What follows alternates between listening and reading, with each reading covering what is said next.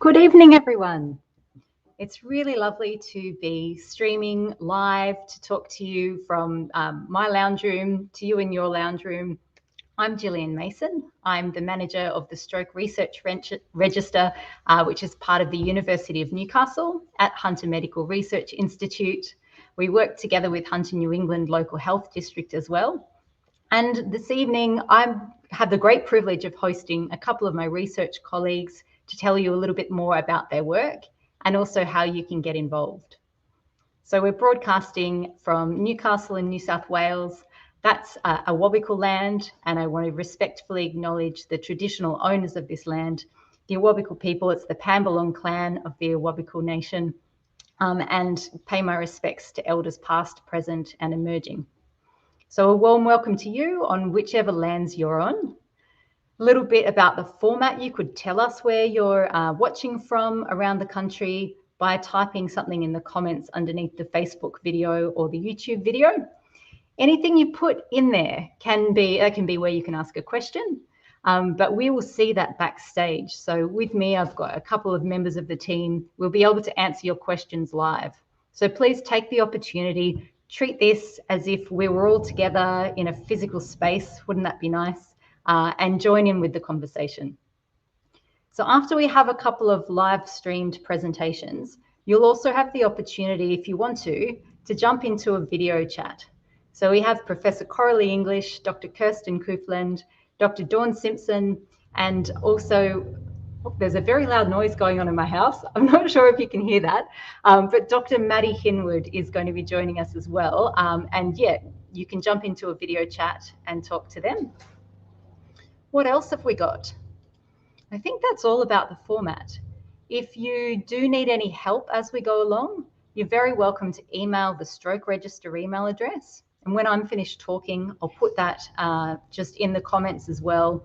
So if you really want to get into a chat room, for example, and you can't find the link, just send me an email and I'll try and link you in so you don't miss out. Wonderful. If you're watching later on, again, there should be lots of links to direct you towards more information about anything we talk about in the comments under the video. So without any other housekeeping, really, I'd like to invite you to get a drink, take care of or take advantage of the catering at this event at your place. I've just got a glass of water. And I'd love to tell you a little bit more about the Stroke Research Register so that you know what it is. At the moment, we've got about 720 people who have had a stroke or who've had a transient ischemic attack or TIA, who have joined with us to become part of the register members. And that means that they get invitations to take part in research studies at different times. So if you join the Stroke Register, you don't have to actually sign yourself up to take part in a clinical trial or try a new experimental drug or a treatment. You can if you want to, but by being a register member, it just means you get kept up to date with what's going on. So we send out invitations to you if we think there's a study that you might be suited to or that you might be interested in. And we send out general information in newsletters about events like these ones and the results of different studies that have gone on, opportunities to catch up and connect with us. So that's one way that you can get involved in this stroke research going on. It's stroke research going on in the Hunter in Newcastle, New South Wales, but there's also studies that you could take part in wherever you are in Australia. So we're testing things that can be done in your home using telehealth or telephone calls. There's different types of surveys, and there's some studies also where a researcher might visit you in your home and work together with you on the treatment or the therapy at home. So it's not always about having to come into a hospital. So yeah, if you join and become a member, that's kind of what goes on. I wanted to tell you too how we decide which research studies we would invite you to. So if there's a research group that wants to connect with you as a member of the Stroke Register, they have to apply to us.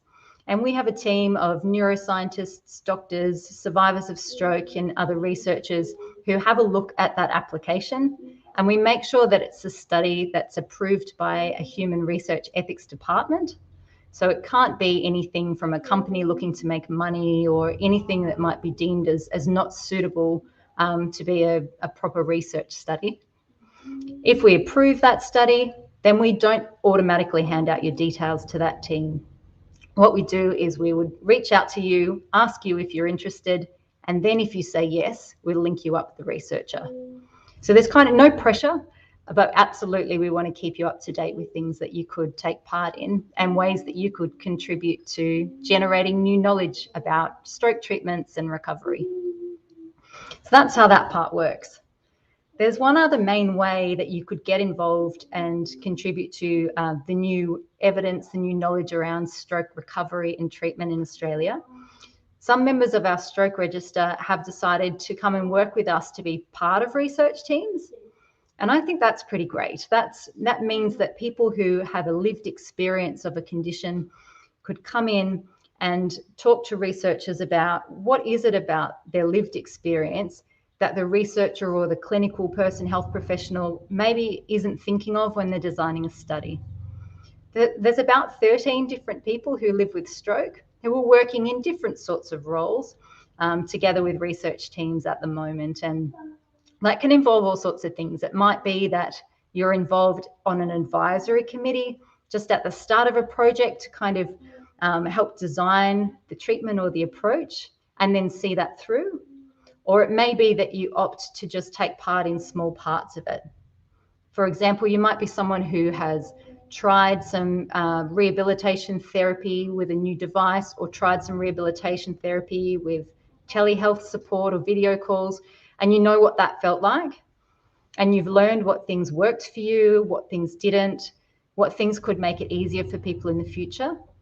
So you could give that, lend us that expertise and try and tell us how to make things work for people in the future. So you could be involved in kind of a smaller part of the design, or perhaps get involved in having a look at the results and telling us what things could make it easier for that treatment or that intervention to work in real life.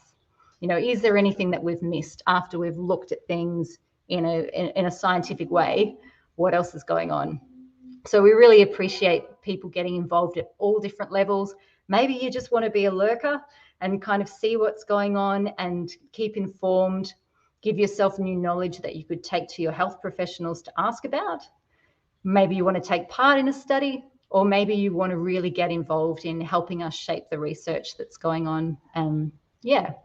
So anything in any way, if you'd like to get involved, I'm going to put the link to the stroke register in the chat, in the comments section. So have a click through and have a look. I'll put our phone number as well. If you're not really someone who likes to use the internet, we do answer the phone and we answer your emails as well. So I think that's all from me. If I think of anything else in particular, if you've got more questions as we go along, please ask and we can stop and talk about those things as we go along. So again, Patrick, hello. I'll put your name up on the screen just before we do move on as an example.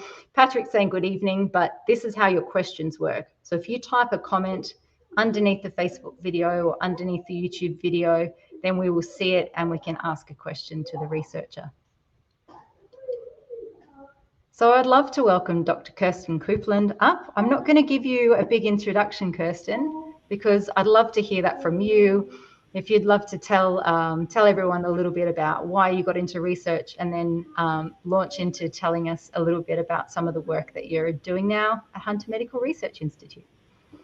Yeah, absolutely. And thank you, Jill, for the introduction. And thank you to everyone who's tuning in to this live stream event. It's really exciting to actually get a chance to share my research with all of you. So my name's Dr. Kirsten Coupland, and I'm not the kind of doctor you want in a medical emergency. I'm the other kind of doctor that I spend most of my time in the lab trying to develop new therapies that then can translate to the clinic.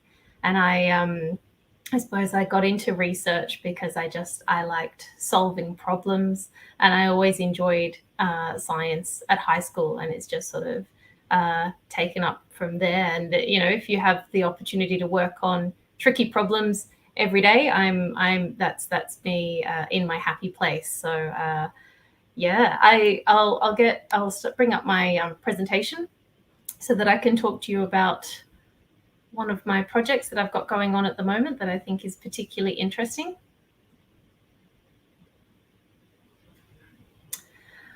All right, so one of the current studies I'm working on at the moment is trying to determine whether being on statins before you have a stroke leads to a smaller stroke size. I'm conducting this research at the University of Newcastle and also in collaboration with clinicians at the John Hunter Hospital here in Newcastle. So I'm sure most of you tuning in know what a stroke is, but I thought I'd just give a brief overview again, just to get everyone on the same page. So I'm focusing on ischemic stroke today. And so this kind of stroke is when you have a blockage of a blood vessel in the brain, and it sort of hinders blood flow to all the regions downstream of that blockage. And now your brain is really dependent on this blood flow. It receives glucose and oxygen from this blood flow. And without this blood flow, you do get cell death, and that is the stroke injury that we know. There's two important regions we need to understand when we're talking about a stroke. One is the stroke core. Now that is the site where there's minimal blood is getting to that region of the brain. And as a result, there's almost instantaneous cell death and damage, and we can't repair that damage. But then around that stroke core is a region called the penumbra. And there is enough blood getting to that section of the brain to keep the cells there alive, but it's not able to function very well. And so when we're designing stroke therapeutics, the ultimate aim is to try and rescue as much of this sort of silent but not yet dead brain tissue as possible. And so this is why we want to get patients to the hospital as quickly as possible, because if we don't restore blood flow in time, we can get expansion of the core. So we get more cell death and therefore more damage, and that results in greater motor and language deficits that make it harder to recover after stroke. So my interest is in statins. Statins are cholesterol-lowering drugs. Your doctor will often put you on statins if there's too much cholesterol floating around in your blood. And the reason we don't want this is because the cholesterol in your blood can deposit along the blood vessel walls, and it forms these plaques that can block a vessel, but they can also have chunks of them break off and float downstream, where they then cause strokes when they become lodged in other vessels downstream. So you really want to avoid having high cholesterol in your blood.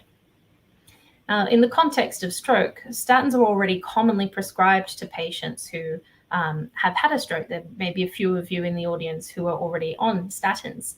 And it's shown to reduce the risk of having a second stroke, which is great. We definitely want to prevent that. But my interest is in first stroke events, so those primary stroke events. And there is some evidence that statins actually reduce stroke severity. Now, there's quite a lot of data in this space that does indicate that statins improve stroke outcome. So if we have a look here at this graph, it's a little bit complex, but it's a really powerful way to present data. It's called a forest plot. And what they've plotted here is each of these horizontal lines is a different study where they've looked at how being on statins before stroke impacts on the size of the stroke. And so when the line is more to the left side of this graph, it's a negative effect. So the stroke is worse. But when it's to the right-hand side of the graph, the stroke, the statins have had a positive effect on the stroke, and therefore the stroke is smaller. And so this triple line that we see down the middle is kind of like an average of all of the studies together. Like if we packed all the data together and take it as a whole, what is the overall message? And the overall message is that the statins do appear to be having a positive effect on the stroke volume. So we're having smaller strokes as a result of being on statins prior to stroke. But when we try to take this data and move it into the clinic, we don't see the same results. Why would the results be different when we try and take it from these experimental studies into the clinic? There's two key reasons I think that this has happened. The first one is we know that people have different size strokes, and the bigger the stroke, the worse the functional outcome. Most of the clinical trials that have examined statin use in stroke have used a sort of, a disability or as an outcome measure rather than looking at the stroke size itself. So when you're looking at a patient who's had a large stroke, you predict they're going to have worse outcomes, but that may not necessarily be reflected in their functional outcome scores, such as modified Rankin scale. If you think of it sort of like, you have two 40-year-olds, one of them has lots of money and one of them doesn't have that much money. And you think, okay, the 40-year-old with lots of money probably worked harder and that's why he has more money. But if we think about how much money they might have started with, it can change the picture. And so that's why we need to understand how big a stroke is in order to then quantify whether the statins are having a positive effect on the stroke size, so reducing the stroke size. In addition, statins don't just reduce blood cholesterol. There's several other things that they can do in your body. One of them is they reduce inflammation, so they reduce the recruitment of cells that can cause damage to the brain tissue. And they can also stabilize these plaques that form in blood vessels, so they stop those chunks breaking off. They can actually stabilize these plaques. But the one thing I'm particularly interested in is the ability of statins to stimulate the growth of new blood vessels. Because if you think of it, if you had more blood vessels in the brain, then you'd have more alternate paths for the blood to flow around the blocked blood vessel. And so therefore there'd be more blood being able to get to the stroke site. Now, the big issue with this is, of course, you can't grow new blood vessels in an instant. You need a few days, maybe a few weeks to grow these additional blood vessels. And so the majority of clinical trials have looked at giving statins immediately after the stroke event. But if growth of blood vessels is the reason that statins are maybe good to be on before stroke, then you'd need to be on them for quite a while before the stroke to have the beneficial effect at the stroke event. So I'm addressing these two problems in my study by using some patient imaging data that's available through the John Hunter Hospital. And it's patient data that has been collected as part of the stroke register. So these are the sorts of studies that you can be involved in, as Jill outlined earlier. So what we have here are two brain scans.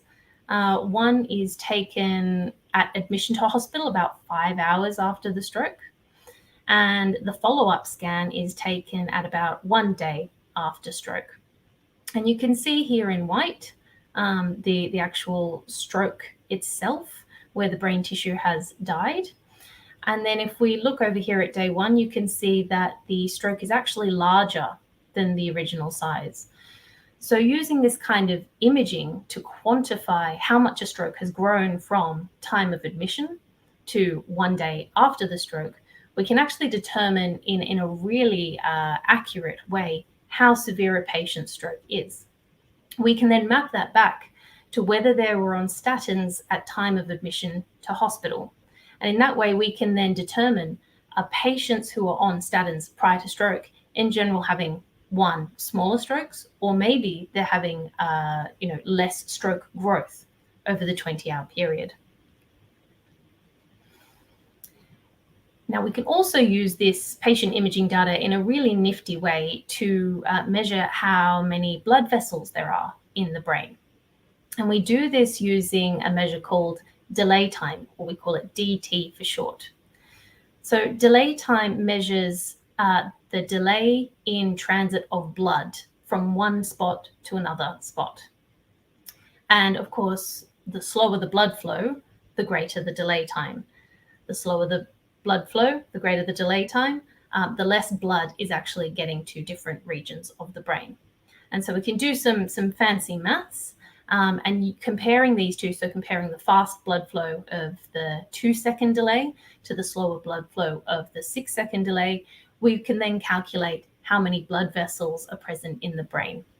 And again, we can map that back to whether a patient was on statins at time of admission to hospital to determine whether someone on statins prior to stroke has a greater vascularization of the brain.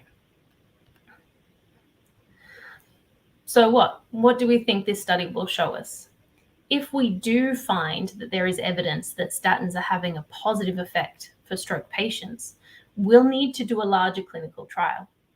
But we'll be using this model rather than the existing models, which take into account the stroke size and the fact that people need to be on statins before having the stroke. And hopefully this will lead to preemptive prescription of statins to people at risk of having a stroke. And in the end, that will lead to people hopefully having smaller strokes and better outcomes. So thank you very much. And I'm happy to answer any questions you have about that study. Thanks so much for sharing, Kirsten. Patrick's just said what we all were thinking, that this is really fascinating. So thank you, Patrick. While people think of different questions that they might have for Kirsten, this to me is interesting. I'm a physiotherapist by background, and I worked in heart and lung rehab before I moved into stroke rehab. So I've been really interested in using exercise and using kind of other lifestyle type ways to get your cholesterol down to avoid a stroke. But I really hadn't thought about the other kind of potential effects of using medications as well, because we're always, you know, as health professionals trying to tell people just do the healthy things and that'll lower your cholesterol and then you won't need the drugs. But for people with raised cholesterol, it seems the drugs have different effects as well than we were thinking. You know, is there enough evidence to show that a different type of people should be on statins or different cholesterol medications, or is it still, there's not enough evidence yet, and just people with raised cholesterol generally should be considering these medications with their doctors?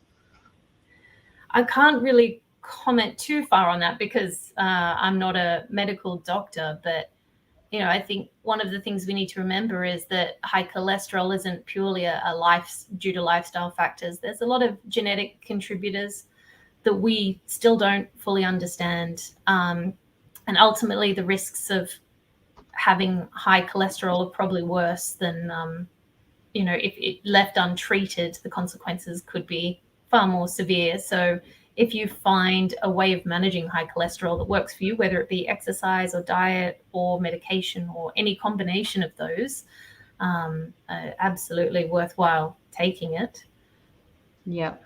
And I thought, thank you for answering that too. I guess also reasserting that neither of us are medical doctors and we're not here giving you medical advice, rather talking about the science behind these treatments and why they're developed, what questions we're trying to answer with them. But it is good. I'm really glad that you said that it's not just about lifestyle things. Like, yes, it makes sense to try and be healthy and be active, but there's so many people who have strokes who their stroke isn't caused by any of those kind of things, including cholesterol. It kind of can get a bit tiring when the message over and over again is, you know, well, the stroke must have happened because you had high cholesterol. Well, yeah, you can't always do anything about that, and medications can be really useful. Patrick has asked, does the type and the dosage of the statin make a difference? Now, again, kind of not from a personal medical perspective, but in your research, have you found that the type and dosage of statin does make a difference? At the moment, the data set we're dealing with is quite small. So we don't have a large enough spread of patients who are on statins at time of admission to be able to sort of split them up to look at, you know, different doses and different types of statins. It's also one of these things of dealing with clinical data is we have access to this amazing resource, this amazing pool of data.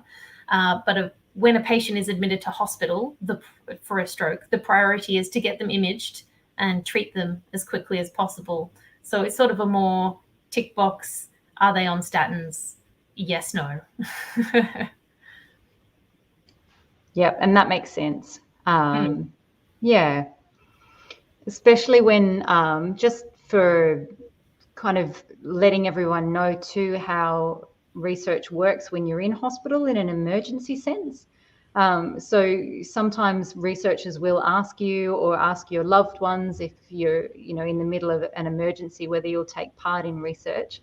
And yeah, it's I guess, the bare minimum of stress put onto you, and it's what has been approved by an ethics department, and we don't want to be bombarding you with all of these different questions while you're making decisions.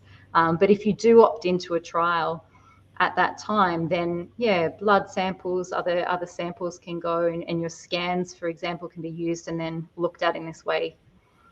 So yeah, anytime that you've decided to take part in research, it's really valuable. Do you know, we have one more question. Do statins interact with vascular smooth muscle cells in any way? I know this is not exactly in your strict area of research, but do you know the answer to that question? I'm not entirely sure.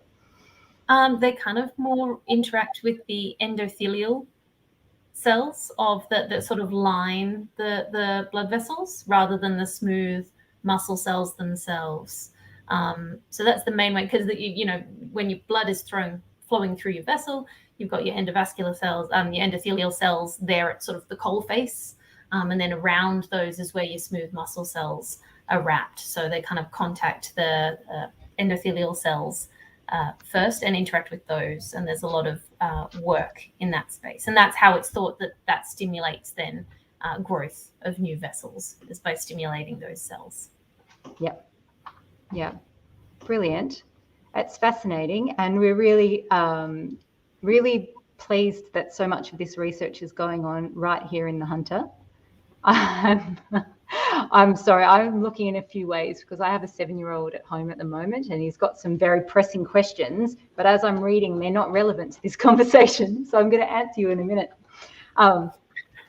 If anyone's got any further questions for Kirsten and you haven't yet thought of exactly how to ask them, or you want to just take some time to mull over what we've already talked about, she's going to be available later on. So you can jump into a chat room, which won't be streamed live, so less pressure, and have a conversation about the work that you're doing now. You've also got some other research work behind you. You worked in a few different areas. So yeah, ask Kirsten anything.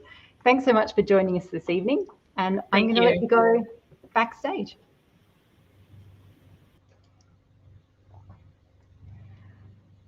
Thank you. Now I've got the great pleasure of inviting Professor Coralie English onto the stream. Hello. So I get to work with Coralie on a daily basis.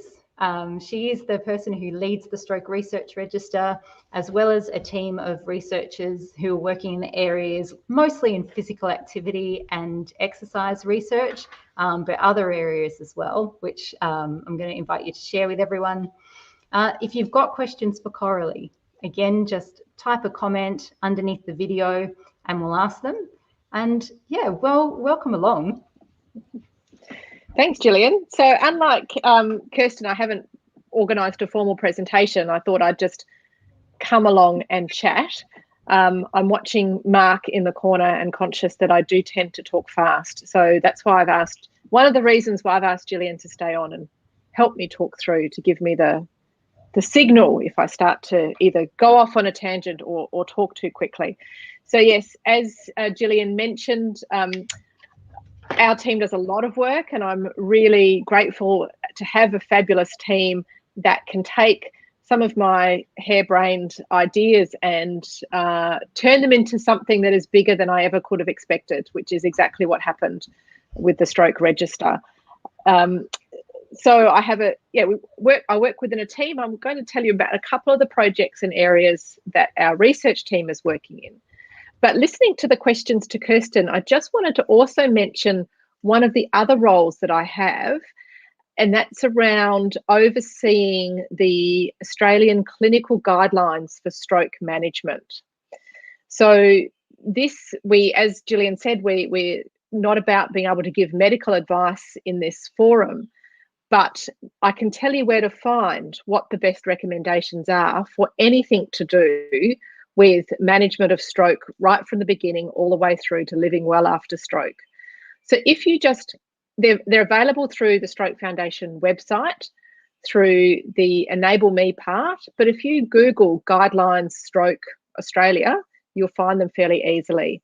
Most of them are yet to be properly adapted to be a little bit more user-friendly for people with lived experience of stroke. They are designed, thank you, Gillian, perfect. They are designed primarily to guide people working in healthcare, so from doctors, nurses, physios, the whole gamut. But the cholesterol lowering target recommendation is actually the one that we have created a consumer-friendly version of what the recommendations are. So I can't remember exactly how to navigate to it off the top of my head, Jill. She may well find it as we're talking. But that graphic gives you hopefully somewhat understandable way to highlight that the lower cholesterol, the better, is basically the take-home message. So what we call our targets, that is what we recommend that your GP aims for to get your cholesterol down to prevent stroke and also to prevent the chance of having another stroke, is much lower than it used to be. So that goes to the story about really doing the best you can to control your cholesterol using either medications and in conjunction with those other lifestyle type activities. I knew there was another reason for inviting you here. That's great. And I have found the link to that consumer-friendly resource, so I'll put that in the comments as well. And I just wanted to update everyone that the 7-year-old, in fact, was asking what the YouTube channel is so that he can watch this live from downstairs. So he's armed with that now. Fabulous. It was a relevant question after all. Hello. Whilst I just get those things up in the chat, can you just tell everyone a bit more about the team? Because, I mean, even when I was working as a physio, I really didn't have a good concept or a good grasp of how research teams really even worked, even though I worked literally across the road from the research institute. I had no idea how much research was going on kind of really close by. So probably the easiest way to start is that we have research projects that are happening, and with each research project there's a group of people working on them. So a few members of our research team are doing their PhD projects as part of being the team, and we have other people who have finished their PhD projects and are continuing to research and help supervise new PhD students and to get other projects off the ground. So Dawn Simpson, who is available for a come and chat after this, is one of those people who's finished her PhD and is now leading some of her own research. So that's kind of my local team. And when we have funding to help run trials, then we might be able to employ other people to help us as what we call research assistants on those trials. And I'm also linked into other studies that are happening in different parts of Australia and around the world. But locally, it's a group that is ever changing in terms of some people finishing up a project and having to move on, and other people joining the team as well. Does that kind of answer your question? Yeah, it does. And I didn't realize too that our these smaller research teams all work together with researchers all over the world as well. So that's been a really nice thing about working in your team and others. It's just the regular communication that we get to have with other groups. We might as well talk about it now. Was getting lots of questions from the audience on Friday about the fatigue work that's going on. Mm-hmm. And so that's, working with experts and researchers here in Newcastle in Australia, but in collaboration with researchers in the United Kingdom as well. Can you talk a little bit more about the fatigue project and just the international collaborations? Yeah, that's great. So one of the things that we've started to do more within my team is look at this issue of fatigue, because I don't need to tell anybody listening here what a major issue it is for many people who have had a stroke. So I became aware of a colleague of mine in the United Kingdom who had a relatively large grant to run a large program of research, so several projects that are trying to help to understand what might be the best way of supporting people who've got fatigue to manage that fatigue. So that's Professor Avril Drummond, who's an occupational therapist who leads that research in the UK. And within that research, they're trying to understand what's currently happening, like in terms of what do people like physios and occupational therapists currently, what sort of strategies are they currently using with people with stroke to help them manage their fatigue, but then also learn more from people with stroke about what they found has helped work, with the ultimate goal of trying to develop some better interventions that might support people. So I heard about that and thought, surely we can piggyback on that or do some work, even though we haven't got a huge amount of resources or money to do this. How can we make this relevant for Australia?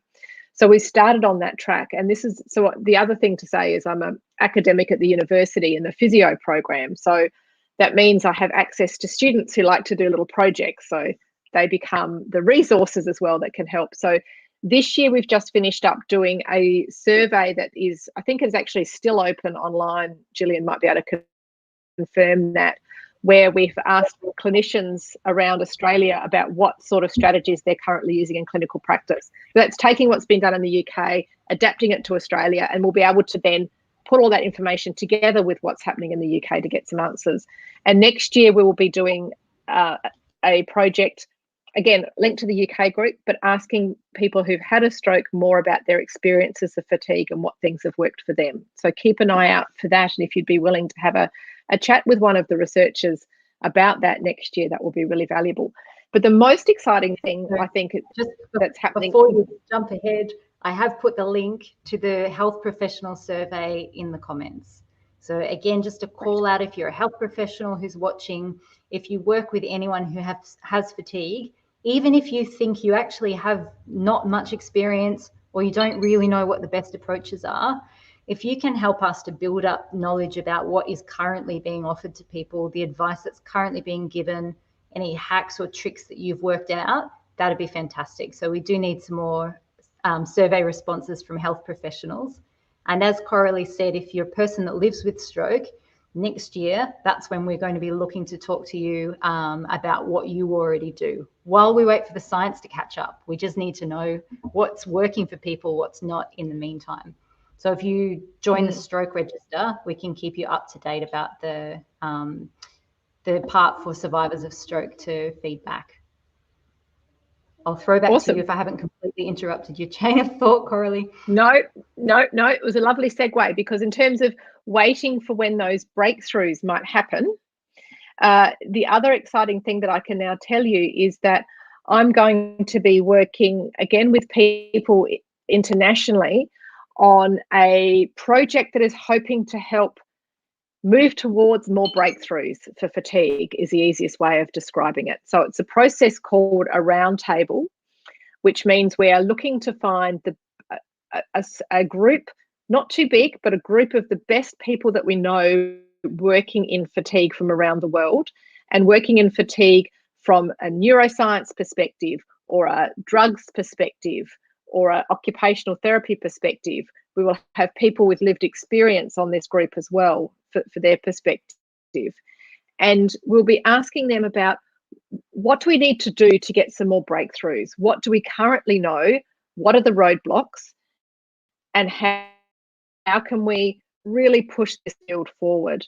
Because at the moment we're kind of going around a little bit in circles about what we might be able to do, and we don't have a good understanding even of what causes this awful condition and how we might be able to treat it. So it's not going to be a scientific breakthrough in and of itself, but it's hopefully going to give us a pathway forward to some further breakthroughs, and hopefully also inspire more research activity around it, because it's a difficult area and there's not a lot of people in the research space working intensively in the area because I don't quite know what to do next. So that's what we're hoping to chart. And thank you, Catherine, for sharing as well that you've done a fatigue study last year and found it excellent. The other thing that's going on out of Hunter Medical Research Institute at the moment, there is a study looking at a drug. It's a wakefulness agent that is helpful for some people. That's what the initial trial showed. It's helpful for some people with fatigue. And the trial that's in progress at the moment is to just look at which people that's for. So the initial safety trial went ahead. There's some, promising results. But if you're interested in having a look at that study, I'll also put the link to it in the chat. It's the MIDAS trial, testing the wakefulness drug called modafinil. And again, it's up to the phase of testing where they're trying to determine for which people with which kinds of fatigue it would be useful. So there's that being tested. There's other things being tested around the world, actually, but it's trying to put all of this together so we can figure out for this person with this fatigue, that's going to be working best, because it seems there's not just one size fits all with fatigue. It's a tricky area of science to work in, right, compared to some of the other areas that seem a little bit more obvious and a bit more tangible. And by tangible, just to be really clear, I don't mean that it's not real, because it is very real. No. It's just very hard to measure because it's an experience, and it's a it's not as easy to see as a degree of movement of an arm. No, and we don't know what causes it. So that's one thing I'm really excited to be working in. It's as a physio, I tend to hear more about what the experience of fatigue is. But what I'm really hoping is we're going to get some good minds to the table, not just from areas of stroke, but also from other people from experts in other conditions where fatigue can be a feature as well, to see if we can start to understand what might be causing this thing, what might be some of the mechanisms in the brain that might be the problem. If we can understand that might help us know, well, then how do we help to treat it and to manage it? Shall I tell you about the couple of the other projects that we're doing in the team? Yes. So so my particular research expertise over the years has been more in the area of using physical activity, so moving more to, first of all, to help people recover their ability to move well after stroke, so to be able to walk better or use their arm better. But then also about trying to help people live healthy lives after stroke and help to reduce their risk of a second stroke, and also just to lead a healthy life. So using physical activity and exercise for that. I also work very closely with dietitians in this space as well, and we've done some work around what the best sorts of foods and combinations of foods are that can help to keep you healthy after stroke as well. So there's two particular projects I wanted to mention that we're doing within our team. One is a clinical trial. So that's where we're asking people to participate in a study where by chance you will be either offered one-on-one sessions with a physiotherapist to help you be more physically active, or you might have some one-on-one sessions with a dietitian to help work with you about what the most healthy foods and meals might be for you, or you might be offered both. So that trial has been running for a while now, and we're near the end, but next year we'll just need a few more people to help us get the answers to that study. What's been exciting about this, and I still feel slightly smug about it, is that when we were setting up this trial, even before COVID hit, we designed it to be entirely delivered via telehealth. So you can sign up to be part of this trial, as long as you've got an internet connection, no matter where you are in Australia. And in fact, the people running the trial, one of them's in Melbourne, one of them lives up the bay, north of Newcastle. The other person's in Newcastle. Gillian helps do stuff in that trial as well from her home. So it's very accessible wherever you are. You don't need to come to see us anywhere. So that's one study that's trying to get some science behind things, I guess, and understand how well these interventions, so the support for being active or the different diets, might help your body and your stroke risk. But the other thing we wanted to do was make that information and those resources available to more people. So in the other project that we're doing at the moment, we're working with the Stroke Foundation to create a new website that will sit on the Stroke Foundation webpage that will be designed to give resources for people who've had a stroke about how they might be able to be a bit more active and how they might be able to eat perhaps slightly healthier, as well as tips and tricks about how to achieve that. What's exciting about this project as well is that it's very much a partnership with people with lived experience of stroke. So we have a very engaged group of people who are helping us design what the website looks like, make sure it's accessible for everybody, coming up with the hints and tips for everybody, even helping us design recipes, helping us film exercise videos. So it's our ethos with this is it needs to be easy and relevant and accessible and designed by people with stroke for people with stroke. So we're hoping that that will actually be available about the middle of next year. We've been testing some of the early prototypes. Yeah. I'm going to be quiet now. Well, no, we want to hear more. I brought this comment up before, Bruce. Thank you for making the comment. But it's really relevant because thinking after you've had a stroke, if you've got stroke-related disabilities with movement or thinking or language disabilities, it is genuinely difficult to jump in and just suddenly be more active because you've been told to. And in our live stream on Friday, Carly Zachariah, the dietitian PhD student working on it, and Emily Ramage, the physiotherapist PhD student working on this eye rebound program, they talked more about how the delivered interventions, we call them interventions in research. What it really means is the way of supporting you or the treatment being offered. It's called an intervention. But the way that they're being offered is, like Coralie said, it's been designed with people who have had strokes, and they're really aiming to make sure that if you've got a problem with moving one arm, for example, the recipes and the instructions around preparing the food, they're going to take that into account.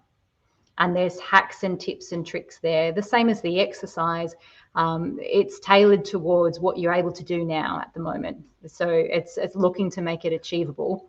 And the other thing about being involved in the study at this point is that you really get to tell the researchers what's working and what's not. So you're really involved. Yes, you're a participant in a study, but you're involved in designing what treatments and how treatments should be offered to people in the future. So yeah, I'll link to that chat from Friday as well, because it gives a bit more of the detail around that. Is there anything else that's come up with that trial that has changed because we realised that, or someone fed back that it wasn't really going to work in real life? Yeah, there was lots that we did there, and I just wanted to also emphasize that fact that of what Bruce said in that comment was exactly why we're doing this trial and setting up this website, because just telling people that they should be more active doesn't work even if you haven't had a stroke. And there aren't any well-designed programs that are designed by people who are experts in stroke, and by that I mean mostly people who've had a stroke, as well as those people who understand the science and some of the other techniques behind getting people active. So that's why we want to do the trial, and why we want to build the website, to hopefully help support people to be able to be more active despite having perhaps some issues with walking or moving after stroke, and with fatigue and with understanding instructions. So that's why we're doing those things. And there's been lots of things that we changed in our ideas as we were setting up this trial, because we went through a process of talking to lots of people with lived experience and with our research partners who are people who've had a stroke, who said that won't work, you need to do it this way. So we've done a lot of that, and we're continually getting more feedback as well. Got one more question. There's only time for probably one more question, Coralie, before you need to jump off and speed date with one member of the community in an appropriate research way. It's from Bruce again. I like this question for you because Bruce wants to know how someone who suffers from neurofatigue and physical fatigue actually could get to exercise enough. And I'm putting the enough in inverted commas because your research has looked at exercise and physical activity in all different sorts of amounts. And you've been trying to work out what enough means in different circumstances. Like, are you trying to use it to control blood pressure? Are you trying to use exercise or activity to control fatigue? What's the best way to answer this question, do you think, Coralie, in a couple of minutes? Well, the best answer is we don't know, sadly, Bruce, but that I think, as Jill said, it is important to, in terms of what is enough, it does very much depend on what it is you're aiming to, why you're wanting to exercise. Is it hand exercises? And sometimes the problem is the word exercise as well. Is it hand exercises to make your hand able to move better? Is it huffing and puffing exercises to get you fitter? Or is it moving more to help manage your fatigue? So the how much is we don't know. And how you balance fatigue, physical fatigue and neurofatigue, even understanding how much of this concept of fatigue for people after stroke comes from physical causes versus other causes. We know it's not just all physical causes, is difficult. We don't know. I don't have an easy answer. Some people who've had fatigue or have fatigue after stroke, some people find that exercise, regular exercise, really helps manage their fatigue. And if they're feeling fatigued, doing some exercise will make them feel better. Others haven't found that. And we don't have good evidence from a scientific perspective about whether or not that's a good strategy to recommend for everybody. So I don't know, but we're trying to find the answer, Bruce. Yeah, and it's encouraging to me, and they've had lots of feedback from people too, that because of COVID, things have been more difficult to access in some respects, but there's been a lot more attention paid to convenient support services and treatments that don't require you to come into a centre. So hopefully some of the rest of healthcare being made more convenient and accessible will actually leave some more time and energy for people to work out the physical therapy program that best works for them. He's hoping. Yep. Please continue to tell your local health professionals that you would like to keep these things after COVID is less of a problem for us. Yeah. Is there anything else you'd just like to part with, Coralie, before we jump into the rest of the format? No, I don't think so. Thank you. Looking forward to chatting to a couple of people tonight. Okay, brilliant. Well, I'm going to let you go because you've got 1 minute to get online. So thank you so much for joining us now. I'll pop you backstage. I'm just slowly populating the chat with the links to join in with some video chats now with researchers. So grab that opportunity if you're watching live. If you happen to be watching this video later and you've missed that chance, don't worry. We can definitely do this again. But in the meantime, if you contact us at the Stroke Research Register, it is our job to link you in with researchers who are working on the problems that you're interested in. So we can either link you up with a research trial you might want to take part in, or link you up with a researcher who's working on the area that you're interested in. And we definitely can link you up just for a chat, if not with a research study to work on or work with. So thanks so much for joining us this evening. I am going to finish posting these links. I'm having trouble with multitasking this evening in the chat so that you can jump into a chat room. Please feel free to connect with us at any time, and we'll catch you next time we do this. Have a lovely evening.